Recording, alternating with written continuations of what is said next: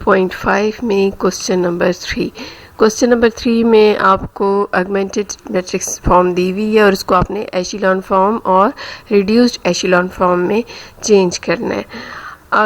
Augmented matrix कौन सी है? जैसे अब आपके सामने है ये फॉर्म, ठीक है, इसको हम क्या बोलते हैं? Augmented matrix. यानी कि आपने जो आपको इक्वेशंस दी हुई हैं उसके कोफिशिएंट्स को ले लेना है और तमाम कोफिशिएंट्स से एक मैट्रिक्स बना लेनी है, ठीक है।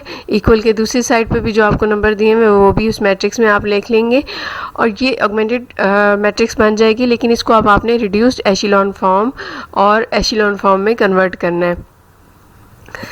एशिलॉन फॉर्म क्या होती है कि आप यहाँ पे जो इसका डायगोनल है इसको 1 1 1 करें और इसकी नीचे वाली साइड पे 0 0 0 लाना है, ठीक है। मैं रिपीट कर रही हूँ, आपने एशिलॉन फॉर्म के लिए यहाँ पर डायगोनल में 1 1 लाना है और उस डायगोनल के नीचे जितने भी नंबर्स हैं उनको 0 0 0 कर देना है, ठीक है। तो इस तरह से जब आप ये वाली फॉर्म लाओगे तो ये कौन सी फॉर्म होगी?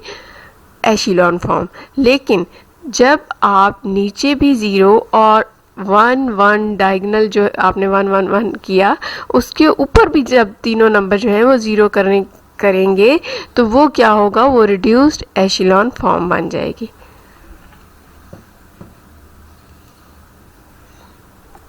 अब हम इसको सॉल्व करते हैं। सबसे पहले तो आपने इन इक्वेशंस के ज़रिए से ये मैट्रिक्स बना ली, यानी इसके तमाम जो कोफिशिएंट्स थे उनके ज़रिए से आपने ये वाली मैट्रिक्स बनाई। अब इसको एशिलॉन फॉर्म में कन्वर्ट करने के लिए आपने क्या करना है? यहाँ पे तो ऑलरेडी 1 है तो यहाँ पे 1 लाने के लिए पहले यहाँ पर आप क्या करोगे? 0 लाओगे, ठीक है। तो यहाँ पे 0 लाने के लिए आप क्या करोगे? अगर आप फर्स्ट जो रो है उसको उस माइनस करोगे सेकंड रो में से। लेकिन किस तरह से? जब आप फर्स्ट रो को 2 से मल्टीप्लाई करो। यहाँ पे आपके पास सेकंड रो है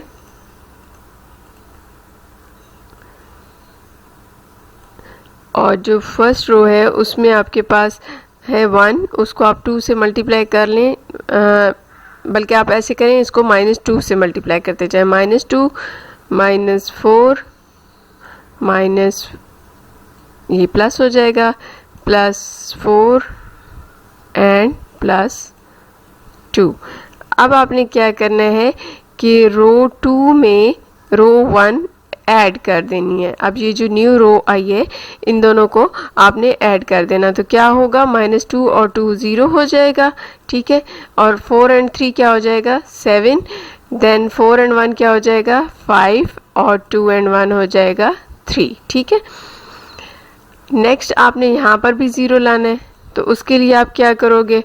अगेन वही प्रोसीजर कि आपने इस वाली रो को, फर्स्ट वाली रो को क्या करना है? मल्टीप्लाई कर देना है 5 से, ठीक है। यहाँ पर आप 5 से मल्टीप्लाई करोगे तो ये क्या हो जाएगा? 5 हो जाएगा। उसके बाद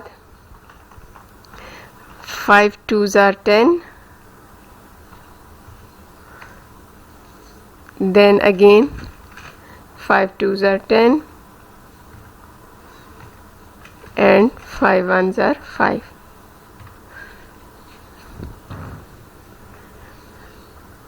अब आप जो है थर्ड रो में से फर्स्ट जो रो आपने फाइंड की है उसको माइनस कर लो तो क्या होगा? ये देखें, माइनस करने से आपके पास ये वाली फॉर्म आ जाए। अब आपने यहाँ पर 1 0 0 की फॉर्म ले ली तो अब आप क्या करोगे कि जो डायगोनल में दूसरी रो में आप लोगों ने 1 लाने की कोशिश करनी है। तो उसके लिए आप क्या करोगे कि दूसरी रो को 1/6 से मल्टीप्लाई कर दोगे, यानी 6 से डिवाइड कर दोगे इस पूरी रो को। तो यहाँ पर आपके पास क्या आ जाएगा? 1 आ जाएगा, ठीक है। यहाँ भी आपने 1 ऑलरेडी आपके पास था 1, यहाँ पे आपने 1 ले लिया, यहाँ पे आपने 0 0 ले लिया। अब एशिलॉन के लिए यहाँ पर भी आपके पास 0 होना चाहिए। तो आप क्या करोगे कि आपने सेकंड रो को 7 से मल्टीप्लाई कर देना है, ठीक है। सेकंड को 7 से मल्टीप्लाई करने के बाद जो थर्ड रो है उसमें से आपने सेकंड रो को माइनस कर देना है। थर्ड रो में से सेकंड रो को माइनस करना है, लेकिन आपने पहले सेकंड रो को क्या करना है, 7 से मल्टीप्लाई कर देना है, ठीक है। जब हम माइनस करेंगे तो आपके पास कौन सी फॉर्म आ जाएगी, ये वाली फॉर्म। यहाँ पे जब आपने ये ऑपरेशन किया तो ये देखिए आपके पास यहाँ पर ये वाली फॉर्म आ गई। अब यहाँ पर आपको क्या चाहिए, 1 चाहिए, क्योंकि डायगोनल में क्या होना चाहिए, यहाँ पर 1 1 1 होना चाहिए।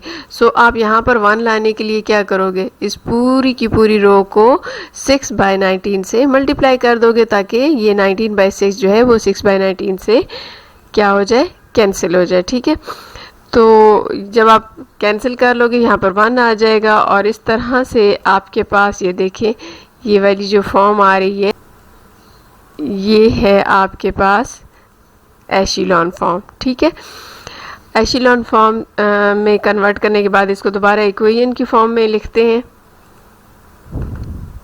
ये देखिए इक्वेशंस में आपने देखा कि यहाँ पर आपके पास देखिए ये फर्स्ट वाला जो था ये है x1, ये x2 और ये x3 है, और ये इक्वल के बाद का नंबर, ठीक है। ये x1, ये x2 और ये x3 का कोफिशिएंट है, और ये इक्वल के बाद का है। तो इस तरह से इसको आप इक्वेशन में कन्वर्ट कर लोगे। यहाँ पे ये क्या है, x2 का कोफिशिएंट है, ये x3 का कोफिशिएंट है, और ये इक्वल के साइन के बाद का नंबर है। इसी तरह से यहाँ पर ये x3 का कोफिशिएंट है, और ये इक्वल के बाद आप लिखोगे। इस तरह से आपने इनको इक्वेशंस में कन्वर्ट किया तो ये देखें आपके पास ये वाली फॉर्म आ जाएगी,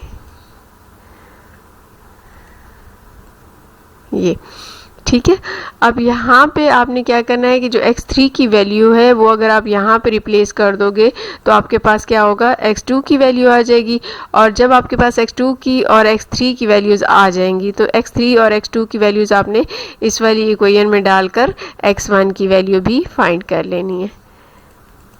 x1, x2 और x3 की वैल्यूज़ फाइंड कर ली, ठीक है। ये थी एशिलॉन फॉर्म के ज़रिए से x1, x2, x3 की वैल्यूज़ फाइंड करने का मेथड।